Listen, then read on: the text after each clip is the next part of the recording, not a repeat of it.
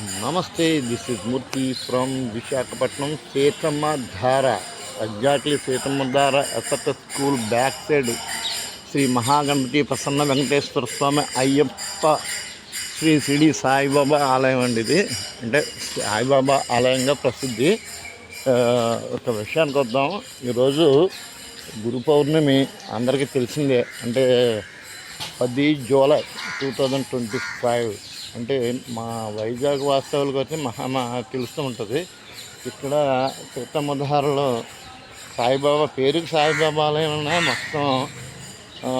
మొత్తం దేవతలందరూ ఇక్కడే కొలువై తీరుతారండి. అది దేవాలయం ఎదురుగా అవుతే ఇది నాగదేవతకు సంబంధించిన నాగమూర్తులు. విషయానికి వద్దాం.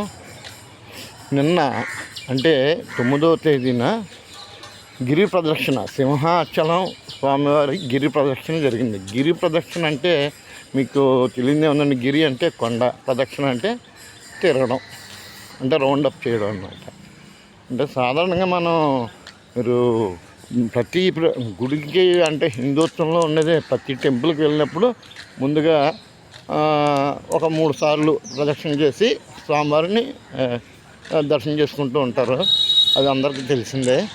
ఈ నేపథ్యంలో సంవత్సరానికి ఒక్కసారి విశాఖపట్నం శ్రీ వరహాలక్ష్మి నరసింహస్వామి ఆలయం సింహాచలంలో ఉంది. అది కాదంటలేదు, కానీ సింహాచలం దగ్గర నుంచి ఇటు గోశాల, తర్వాత పైనాపిల్ కాలనీ, మరియు హనుమంతవక్క, కైలాసగిరి, ఇలా రౌండప్ చేసుకుంటూ ఎన్ఏడి మీదుగా మళ్ళీ సింహాచలం చేరుకునే ఒక కొండ అనమాట. కొండ చుట్టూరు ప్రదక్షిణ చేసి స్వామివారిని దర్శనం చేసుకుంటారు.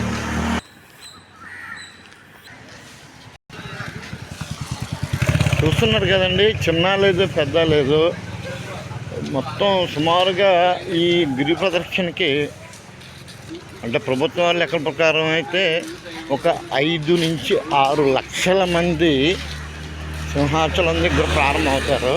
ముందుగా ప్రదక్షిణ అనేది అంటే తొలి పావంచ అంటారు. అక్కడ ప్రారంభమయ్యి అలా హనుమంతవాక మీదుగా మధ్యలపాలెం, ఎన్ఏడి మీదుగా మళ్ళీ సింహాచలం చేరుకుంటారు. ఈ నేపథ్యంలో 5 లక్షలు, సుమారుగా 6 లక్షల మంది ఒకేసారి రోడ్డు మీద నడుస్తుంటే ఎట్లుంటుందండి, ఒకసారి ఊహించండి.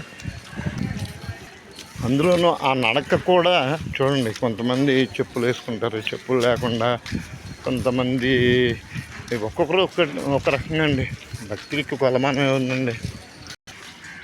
ఇంతమంది భక్తులకి మరి ప్రభుత్వం వాళ్ళు అయితే మరి కట్టుదిట్టమైన ఏర్పాట్లు చేశారు.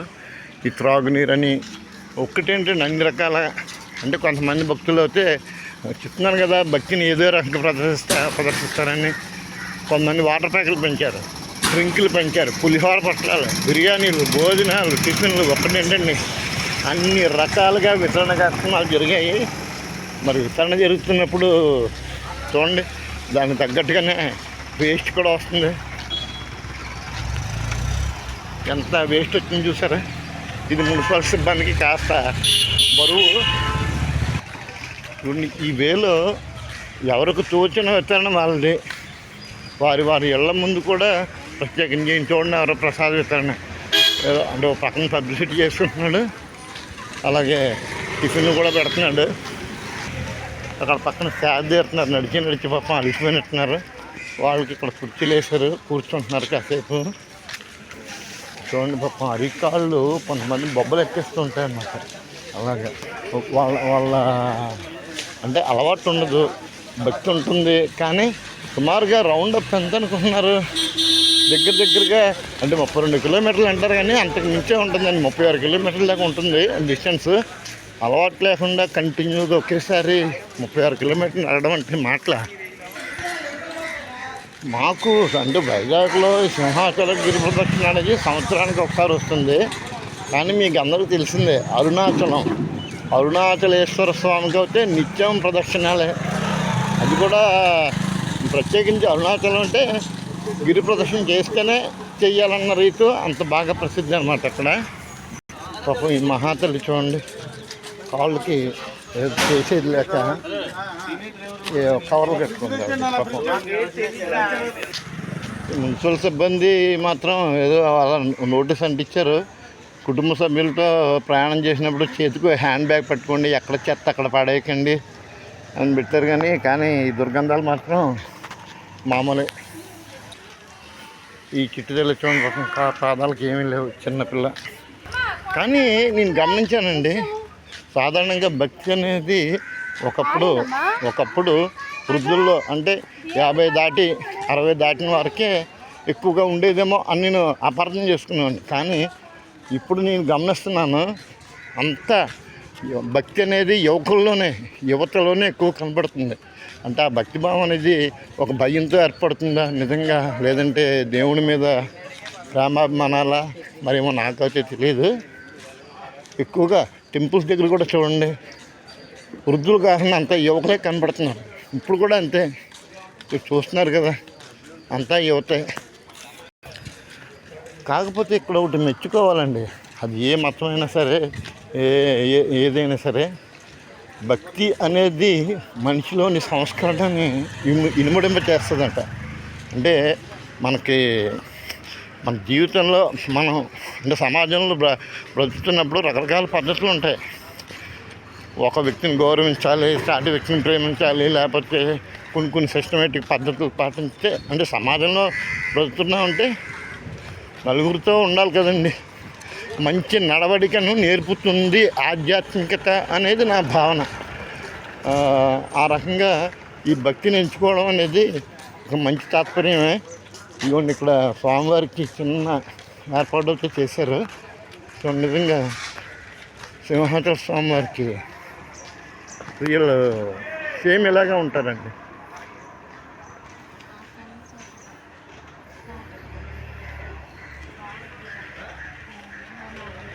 చూశారు కదా, అంటే మన సింహాచలం వెళ్ళకుండానే ఇక్కడే మనకు స్వామివారి దర్శనం అయింది.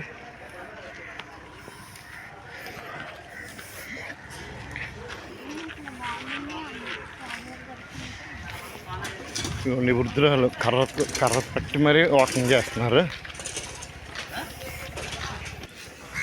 ఈ నేపథ్యంలో పోలీసు వారి రక్షణ కూడా చాలా చాలా బాగుందండి. పోలీస్ అంటే నాట్ ఓన్లీ పోలీస్ అండి, ప్రభుత్వ రంగ సంస్థలన్నీ, ఇటు ఫైరు, మున్సిపల్ డిపార్ట్మెంటు, నీటిపారుదల శాఖ, రక్షణ శాఖ, ఒక్కటేంటండి అంతమంది 6 లక్షల మందికి సర్వీస్ అందించడం అంటే యాక్చువల్గా నిన్న మార్నింగ్ ప్రారంభమైందండి ఇది సింహాచలంలో ఈ యాత్ర. నిన్న మార్నింగు 7-8 గంటల నుంచి ప్రారంభమయ్యి, అంటే ఈరోజు 10వ తారీఖు ఇంకా కంటిన్యూ అవుతుంది. మధ్యాహ్నానికి ఆ రౌండ్ పూర్తయ్యి, అంటే ఎవరికి వారు కొంతమంది ఏం చేస్తారంటే ఈ 34 కిలోమీటర్లు 32 కిలోమీటర్లు ప్రయాణం చేసి కొండపైకి వెళ్ళి స్వామివారిని దర్శనం చేసుకొని అప్పుడు ఇంటికి వెళ్తారు. కొంతమంది అంటే చాలామంది, కొంతమంది ఏంటంటే ఇంతమంది ఒకేసారి దర్శనానికి వీలు కాదు కాబట్టి, అంటే తొలిపావంచ వద్ద, అంటే సింహాచలం కొండ దిగువన అనమాట, తొలిపావంచ అంటారు దాన్ని, మొదటి మెట్టు.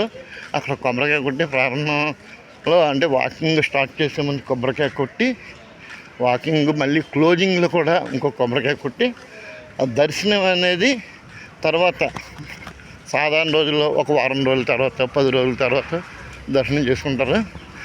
అప్పటితోటి ఆ మొక్కుబడి అనేది కంప్లీట్ అవుతుంది అనేది ఇదన ఒక నమ్మకం. కానీ వైజాగ్ వాస్తవులే కాదండి, ఎక్కడెక్కడి నుంచో ఇటు ఉత్తర భారతదేశం నుంచి, దక్షిణ భారతదేశం నుంచి, ఒరిస్సా నుంచి, పక్కన ఛత్తీస్గఢ్ నుంచి, తెలంగాణ, ఆంధ్ర అన్ని చోట్ల నుంచి వస్తారు ఈ యాత్రని. నమ్మకం అండి, ఏదైనా నమ్మకంతో పడి ఉండదు కదా. ఏ విషయమైనా నమ్మితే అంతా సుమంగా ఉంటుంది, నమ్మకపోతే ఏదీ లేదు, అంతే కదండి. ఇలా చెప్పుకుంటూ పోతే ఇంకా ఉంటుంది. ప్రస్తుతానికి అయితే ఈ వీడియోని ఇంతటితో విరమిస్తున్నాను. పూర్తి వివరాలతో మరొక వీడియోలో కలుస్తాను. హర హర మహాదేవ శంభో శంకర, ఓం నమ శివాయ, నమో నారాయణ. సెలవు మరి.